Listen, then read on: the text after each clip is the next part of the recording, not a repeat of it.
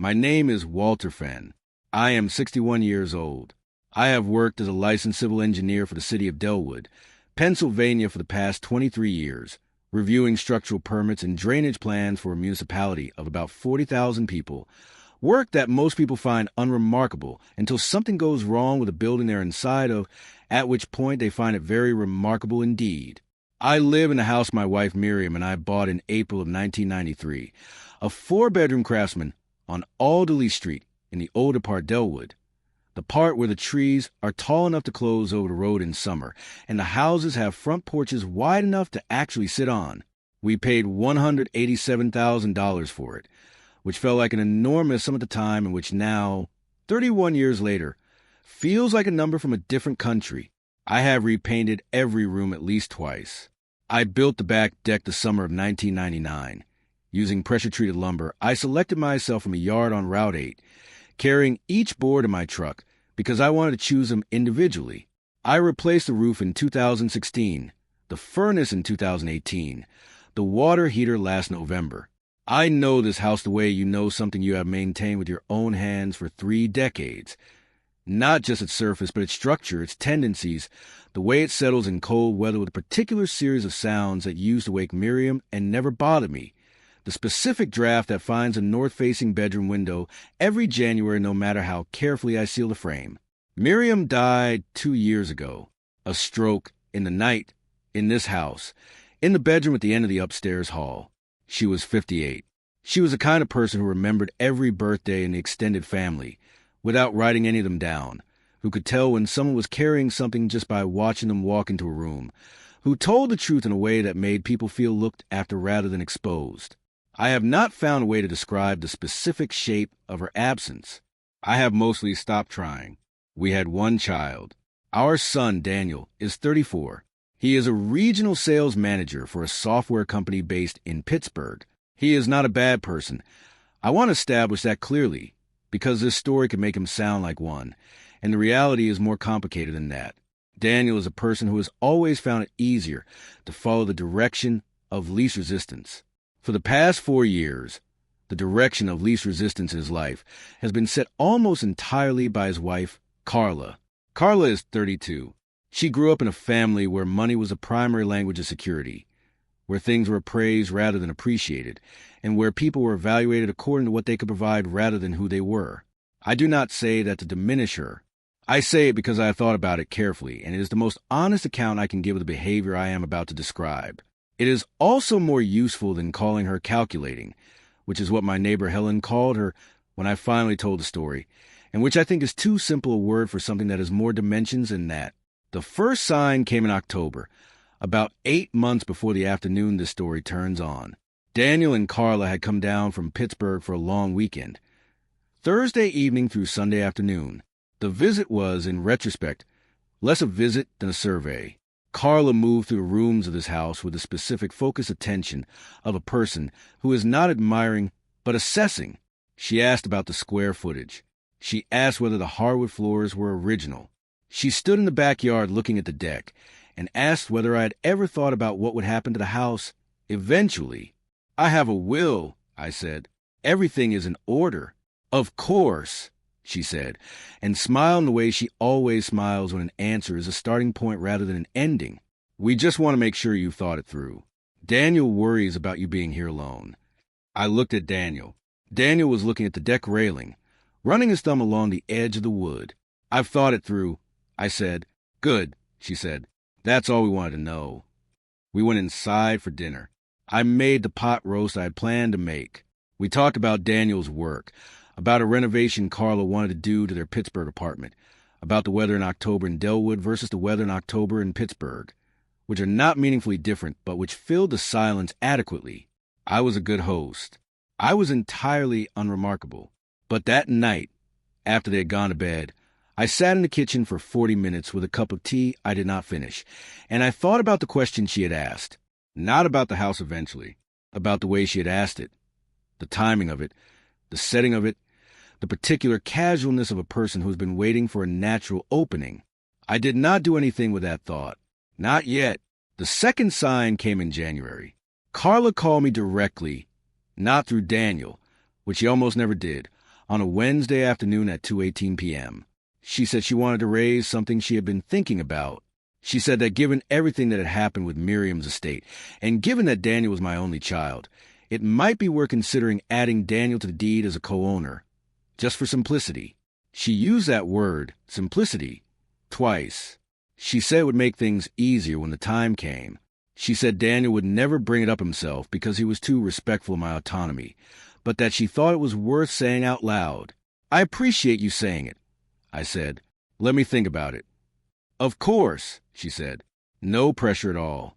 I sat with the phone in my hand. After we hung up, the phrase she had used, "when the time comes," had the quality of a date circled on a calendar, not a hypothetical, a scheduled event. I called Thomas Breck the following morning at 9:05. Thomas Breck has practiced real estate and estate law from the same office on Culver Street in Delwood for 22 years. He is 56, with the kind of methodical intelligence that never announces itself. He handled the purchase of this house in 1993, the refinancing in 2008, and the restructuring of Miriam's estate following her death. He knows my financial situation as completely as anyone outside my family, and he knows how to listen to a problem before he speaks about it. "Walk me through it," he said when I called. I told him about the October visit. I told him about the deed conversation. I told him the specific phrases she had used. Eventually, when the time comes, simplicity. Thomas was quiet for a moment. "How long has this been building?" he asked. "Since October at least." I said, "Possibly longer." "All right," he said. "First, don't do anything with the deed. Don't agree, don't engage, don't give a timeline. Second, start documenting. Dates, exact words, who was present." "I can do that," I said. "Third," he said, "call me when something else happens." Because something else will happen. I bought a small spiral-bound notebook the following morning at the pharmacy on Clement Avenue, the kind with a green cover, about the size of a paperback, and I put it in the center desk drawer of my home office. Over the following weeks, I made 6 entries in it. The October question about the house eventually, the January call about the deed, a text from Daniel in February asking whether I'd given the deed question any more thought, a dinner in early March where Carla mentioned twice that she had always found the house beautiful in a way that sounded like possession rather than appreciation, a phone call in mid-March where Carla asked whether I had a financial advisor and whether I had consolidated my accounts somewhere more accessible. I wrote all of it down, dated and timed. By late March, the notebook had 11 pages. The afternoon itself was a Tuesday, the 19th of March, 3:47 p.m. Daniel and Carla had driven down from Pittsburgh the previous Friday for a 4-day stay. The visit had been, on its surface, pleasant and unremarkable. We had dinner together each evening. Carla was warm in the particular focused way she is warm when she is working towards something, attentive, interested in the house and its history, complimentary about the floors and the light and the bones of the structure. On Monday evening, she had said, standing in the living room doorway looking at the original built-in bookshelves Miriam and I had refinished together in 2006. "I've always thought this house has a quality that newer houses just don't have." 31 years, I said. "It shows," she said, "in the best way." On Tuesday afternoon, I went for a walk.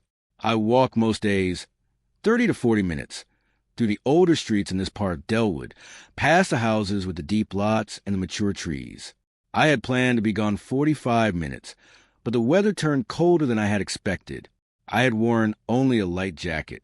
I cut the walk short and came back at 2:47, 15 minutes early, through the side door from the garage, which opens into back hallway near the laundry room. It is the door I always use. It does not make much noise.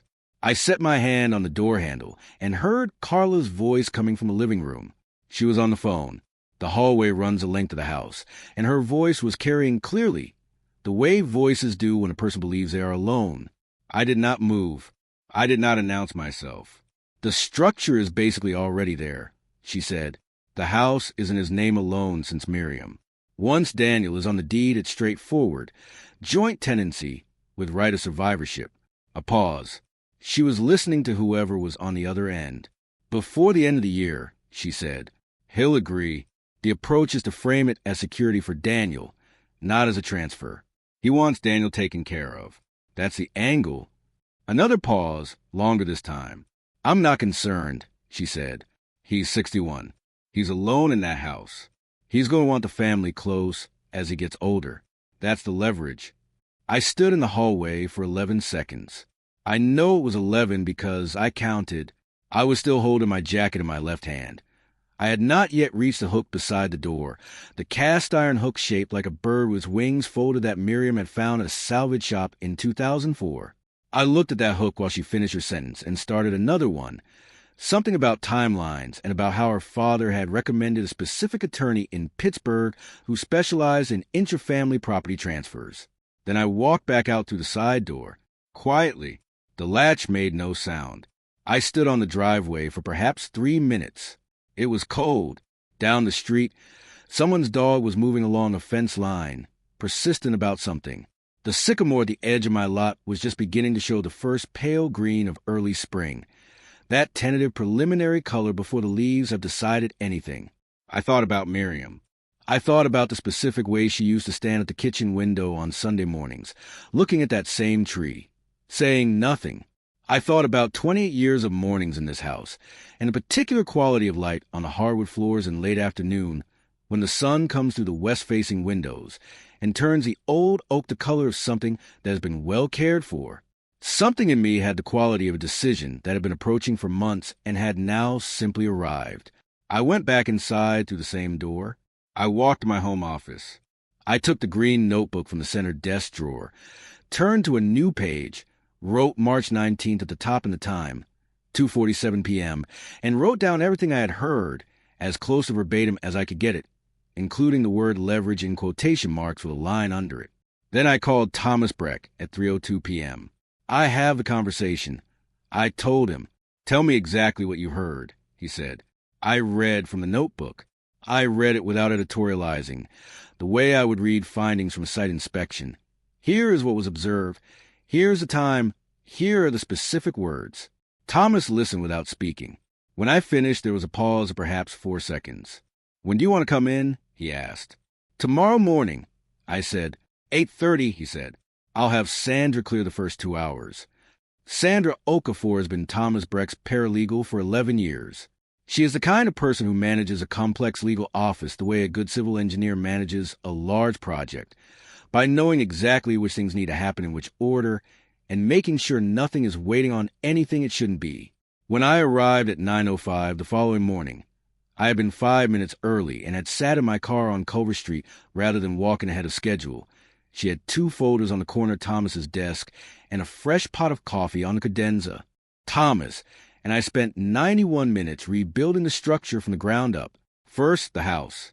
The property at 14 Alderley Street was held in my name alone, with no trust wrapper and no beneficiary designation, meaning it would pass through probate at my death and was potentially subject to the kind of claim Carla had been quietly engineering. Thomas prepared a revocable living trust that morning. I was named as trustee and sole beneficiary during my lifetime. My sister Renata, who lives in Columbus and who has the practical intelligence and the personal integrity to make decisions of consequence without being influenced by pressure, was named as successor trustee in the event of my incapacity or death. The trust document gave her full discretionary authority. Daniel was not named in any capacity within the trust. "Is that your intent?" Thomas asked, setting his pen down for a moment. "Daniel completely excluded?" "Not excluded," I said. "Left to Renata's discretion. She knows Daniel. She knows the situation. I trust her judgment more than I trust any specific instruction I could write today for circumstances I can't fully anticipate." Thomas nodded. He picked up his pen. "That's a cleaner structure anyway," he said. Second, the joint credit line. Daniel and I had maintained a joint emergency credit account since early 2019, when he had gone through a difficult stretch between positions, and I wanted to give him something to catch himself with. The account carried a $12,000 limit with First Commonwealth Bank, the Delwood branch on Merchant Street. Daniel held one card. I held the other. I had not used mine in over a year. I called the bank from Thomas's parking lot at 11:14 a.m. I reached a credit account manager named Philip Darden, who was courteous, efficient, and asked me twice to confirm my identity before proceeding. I removed Daniel as a joint card holder. Philip Darden told me the removal would process within 2 to 4 hours, and that Daniel's card would be declined on its next attempted use once the system updated. Is there anything else on the account you'd like to address? He asked. No, I said. That's all. Third, the supplemental insurance. I have been carrying a supplemental health policy that included Daniel since 2021, when a gap in his employer's coverage had left him uninsured for 4 months, and I had added him to my own plan rather than let the gap sit. The policy was managed by Carol Switek, an independent insurance agent whose office is on Harmon Road, 3 blocks from the city engineering department where I work. I called Carol at 11:49 and asked her to remove Daniel from a policy at the end of the current billing month. Carol asked whether everything was all right. I told her it was and thanked her for her time. She filed the change that afternoon. I received a confirmation by email at 4:22 p.m. Fourth, the will. Thomas had a draft amendment prepared by 2:15 that afternoon, which I reviewed line by line at the table in his conference room, while Sandra Okafor brought in a second round of coffee, without being asked. The original will left the house and my retirement savings in equal shares to Daniel, with a standard 30-day survivorship provision and a simple distribution timeline. The amendment directed the house, now held in trust, to pass under the trust's own provisions, meaning to Renata as successor trustee with full discretionary authority. The retirement account beneficiary designation was changed from Daniel to Renata outright. A single discretionary carve-out allowed Renata to make a one-time direct payment to Daniel if, at the time of distribution, she judged it appropriate based on his circumstances and conduct. Not automatic, not scheduled, entirely at her judgment. I read the amendment twice. I asked Thomas 3 questions, each of which he answered in one sentence. Then I signed it. Sandra Okafor notarized the amendment at 2:43 p.m. on Wednesday, March 20th. Thomas filed the supporting documentation with the county recorder's office at 9:03 the following morning. He sent me a confirmation email at 9:17. I read it at my desk between a call with a contractor and a permit review for a drainage project on the east side of town. I forwarded it to my personal archive folder and went back to the permit. That evening, Wednesday evening, Daniel and Carla had dinner with me. I had planned to make the roasted chicken with root vegetables that I make once or twice a month, because it is straightforward and it fills the house with a smell that Miriam always said made it feel occupied in the right way. I made it. We ate. I asked Daniel about a project he was managing in Pittsburgh. I asked Carla about her sister, who had recently had a second child. I poured wine. I cleared the plates. I was a good host in every observable way. Carla, at one point during dinner, mentioned again how beautiful the floors looked in lamplight. They clean up well, I said. She smiled. They really do. I smiled back. On Thursday morning, they drove back to Pittsburgh. I stood on the front porch and watched Daniel's car to the end of Alderley Street. Carla was in the passenger seat. She did not look back. Daniel lifted a hand from the window at the corner. I raised mine and went inside. The car declined for the first time at 3:49 p.m. on Thursday afternoon, at a home goods store in the Shadyside neighborhood of Pittsburgh. I know the time because Daniel called me at 4:53, and I could hear the tightness in his voice from the first word. Dad, he said, there's something wrong with the joint card. No, I said, I removed you from the account Wednesday morning. A silence. I don't understand, he said. I'll explain when you're ready to have a real conversation. I said, call me when that is. He did not call that evening. Carla called 11 times between 6:04 p.m. and 9:22 p.m. I let every call go to voicemail. After the 11th call, I turned the phone face down on the kitchen counter, put on my jacket, the old green one, the one from the hook by the side door, and went to the back porch and sat in the Adirondack chair Miriam had bought at a church sale in 2011 and painted the particular shade of dark green that I have never repainted because the color suits a yard and because changing it would feel like erasing something I have no reason to erase. It was cold for late March. The neighbor's dog was quiet. The sycamore at the edge of the yard was still in that early spring color, that careful preliminary green that has not yet become what it is going to be. I sat there for a long time, not thinking about anything in particular, just sitting in the cold with the dark yard and the tree and the quiet. The way you sit when something that has been unresolved for a long time has finally been resolved. The kind of patience that actually does something is not the patience of waiting. It is the patience of a person who has read the structure carefully, identified where the load is sitting, and decided exactly where to place the repair. You do not announce it. You do not perform it. You simply do the work and let the structure hold. Carla left a voicemail at 8:47 p.m. that was 4 minutes and 11 seconds long. I listened to it on Saturday morning with my coffee. She was composed for the first 90 seconds. There must be a mistake. She was sure of it. Could I call back when I had a moment? In the second 90 seconds of composure developed a quality of effort. She said she knew I was a reasonable person.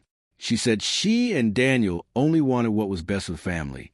In the final minute, she said that whatever I might have overheard, if I had overheard something, she hoped I would give her the chance to explain the context, because things can sound different than they're intended. He's alone in that house. That's the leverage. I set the phone down and made breakfast. Daniel called 9 days later, on a Sunday. He asked if he could come down the following weekend alone.